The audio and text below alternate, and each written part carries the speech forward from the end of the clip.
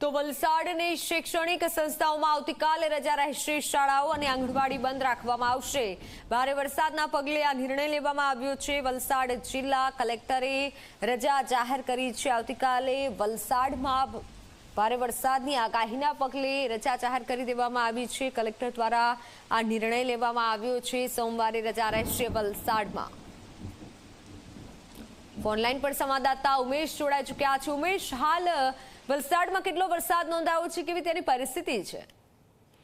જી મિત્તલ, ચોક્કસથી જો વાત કરીએ તો વલસાડ જિલ્લામાં જે રીતે હવામાન વિભાગ દ્વારા રેડ એલર્ટની આગાહી કરવામાં આવી છે તેને લઈને વલસાડ જિલ્લામાં ગતરોજ મોડી રાત્રે ભારે પવન સાથે વરસાદ પડ્યો હતો। જેને લઈને જે વલસાડ જિલ્લામાં અનેક જગ્યાઓ ઉપર નુકસાનના દ્રશ્યો પણ સામે આવ્યા છે। જે રીતે વલસાડ જિલ્લામાં પવન ફૂંકાયો હતો તેને લઈને અનેક વૃક્ષો પડી ગયા હતા અને તેને લઈને અનેક રસ્તાઓ પણ બંધ થઈ જવા પામ્યા હતા।